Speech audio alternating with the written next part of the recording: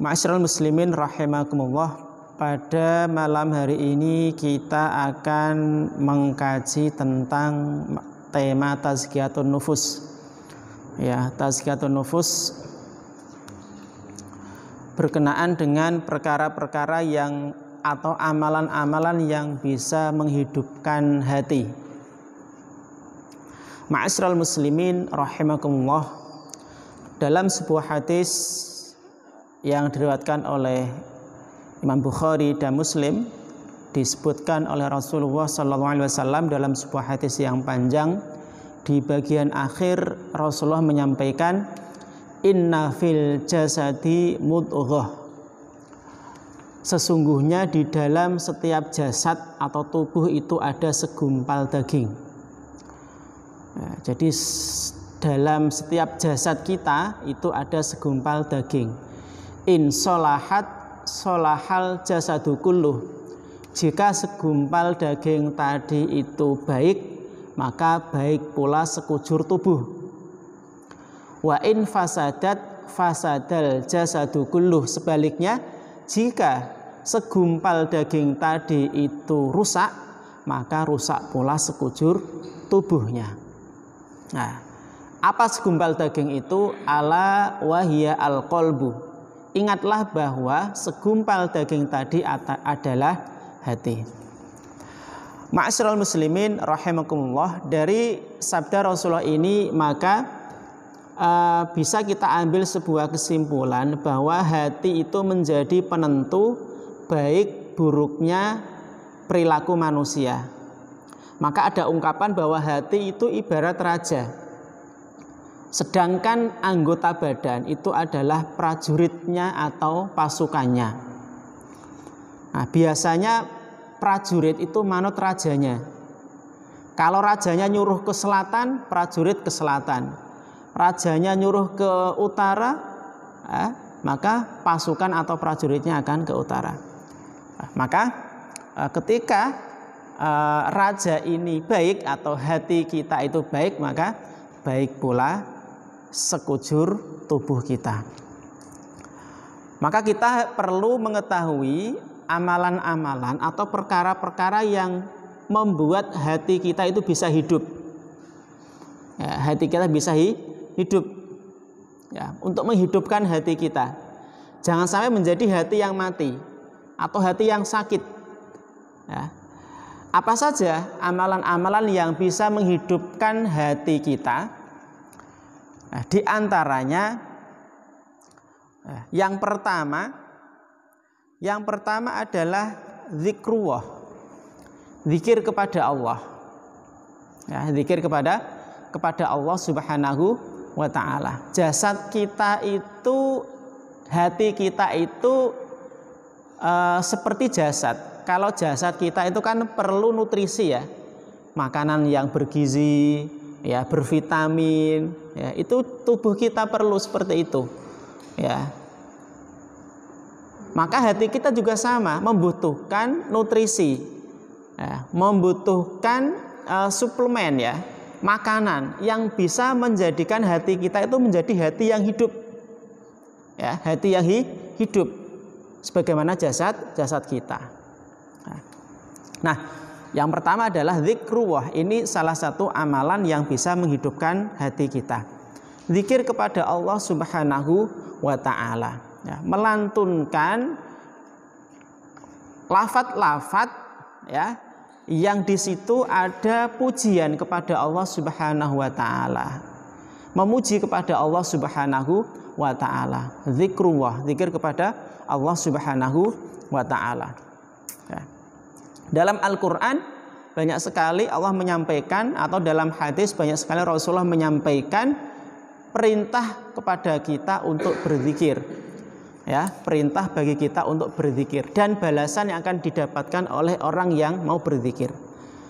Misalnya Allah Subhanahu wa taala berfirman, fadhkuruni azkurkum, ya, fadhkuruni azkurkum, dalam surat Al-Baqarah ayat 152. Fadhkuruni, maka ingatlah kalian kepadaku. Azkurkum, maka aku akan ingat kepada kalian.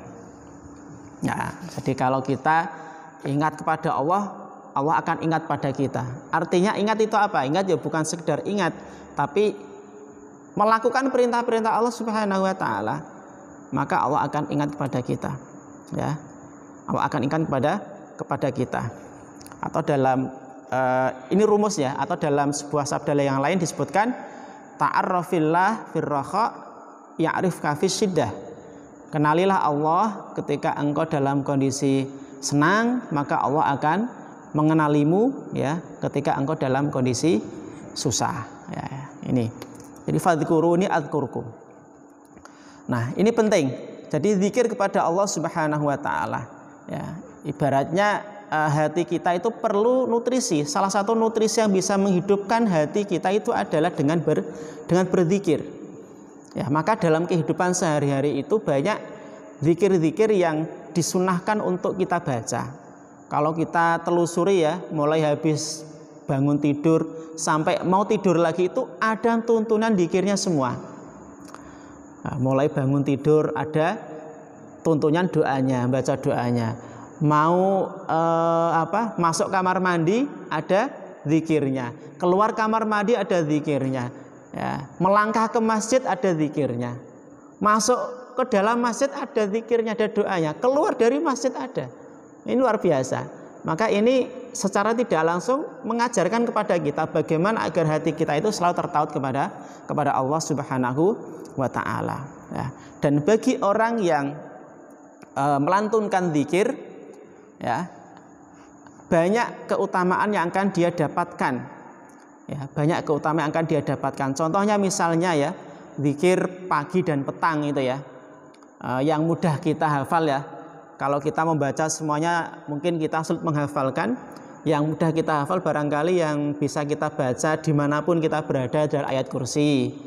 Ya, itu kan mudah dihafal ya. Kemudian Al-Ikhlas, Al-Falaq, An-Nas ini kan mudah dibaca ya dan mudah kita hafal. Ya, itu kita rutinkan, kita baca pagi dan petang. Ya, ada keutamaan yang besar di situ. Nah, ini ya. Jadi contohnya di antara keutamaan zikir yang disampaikan oleh Rasulullah Shallallahu Alaihi Wasallam adalah dalam sebuah hadis disebutkan man qala la ilaha illallah wahdahu la syarikalah lahul mulku wa lahul hamdu wa huwa ala kulli syai'in qadir fil yaumi mi'ata marrah kanat lahu adla asyri riqabin wa kutibat lahu mi'atu hasanah wa muhiyat anhu mi'atu sayyi'ah wa kanat lahu hirzan minasyaitani yaumahu dzalik hatta yumsiya wa lam ya'ti ahadun bi afdhala mimma ja'a bihi illa rajulun amila aktsara minhu. Jadi barang siapa yang mengucapkan, yang membaca la ilaha illallah wahdahu la syarikalah lahul mulku wa lahul hamdu wa huwa ala kulli syai'in qadir, dalam sehari itu 100 kali, mi'ata marrah 100 kali, maka itu setara atau sebanding dengan memerdekakan 10 budak. Wah, nek dulu nilainya besar sekali. Ya, nilai besar sekali. Sekarang nggak ada budak. Ya, tapi ada keutamaan lain. Wa kutibat lahu mi'atu hasanah.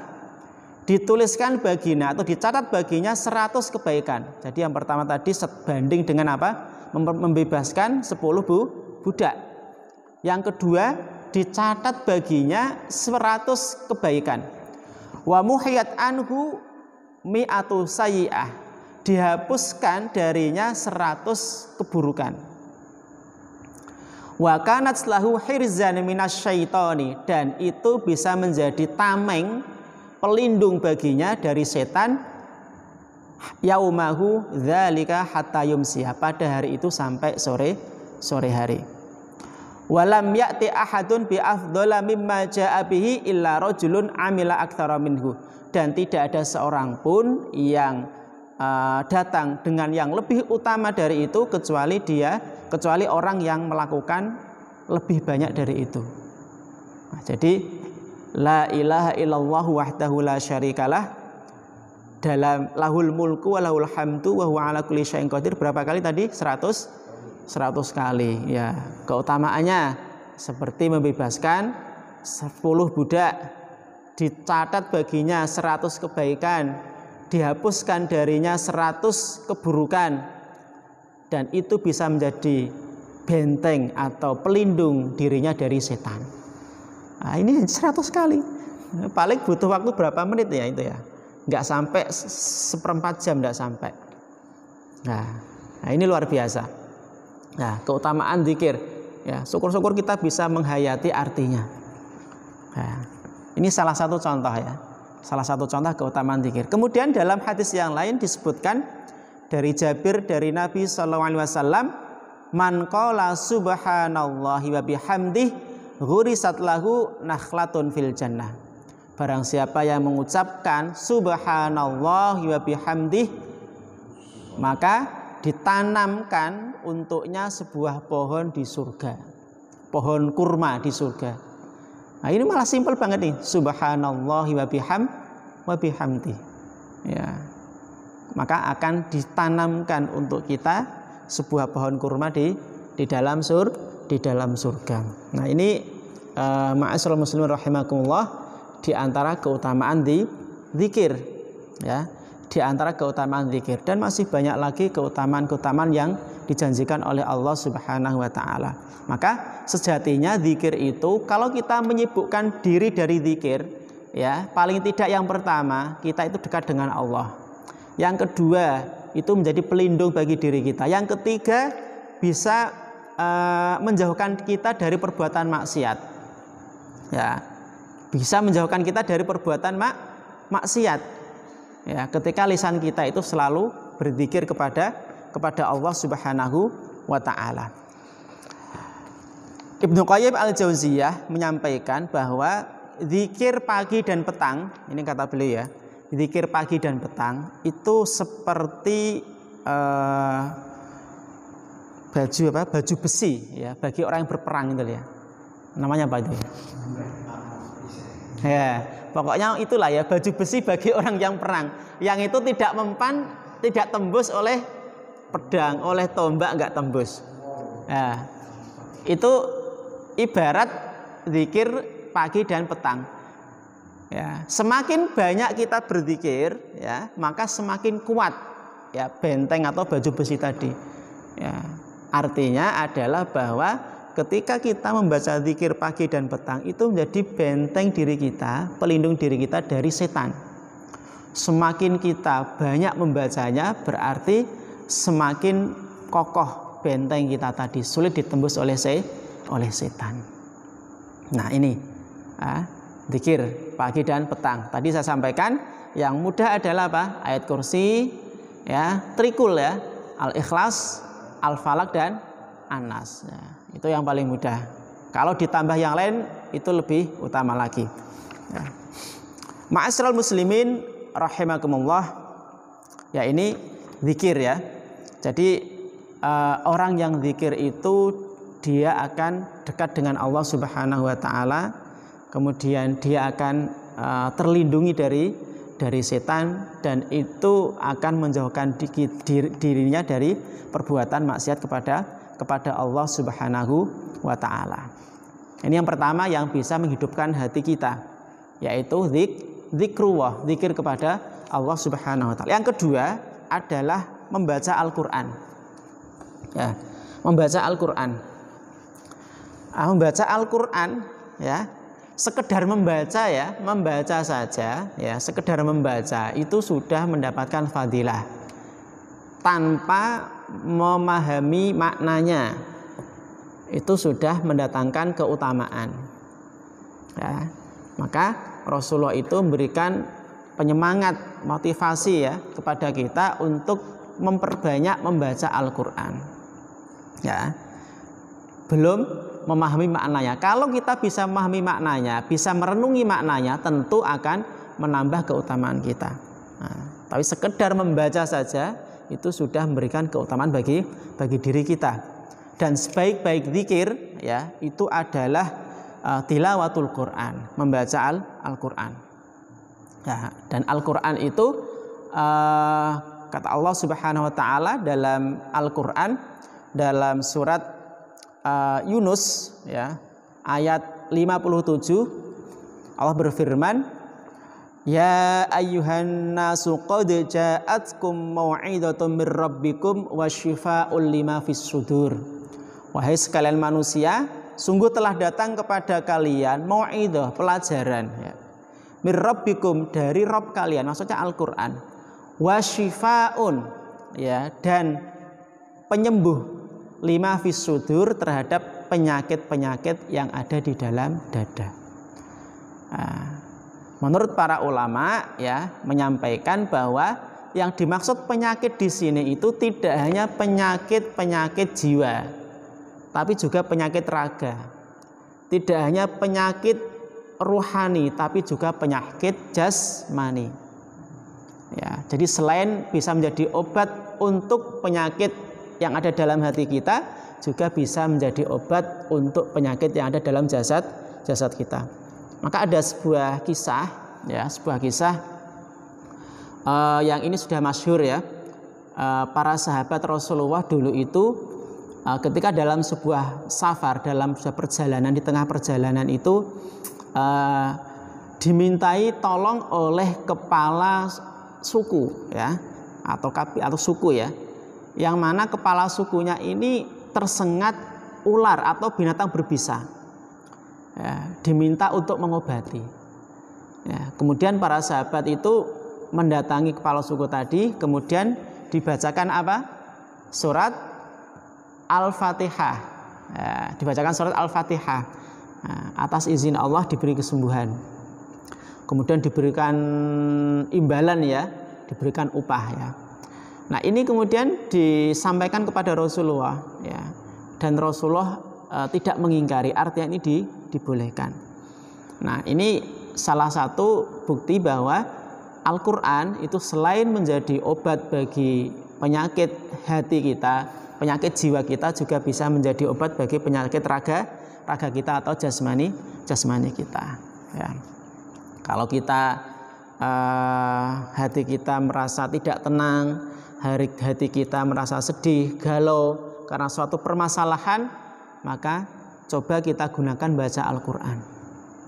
Insya Allah itu akan menjadi penenang bagi hati kita ya. Penenang bagi hati kita, karena Al-Quran itu adalah sebaik-baik zikir. Tilawatul Quran sebaik-baik zikir.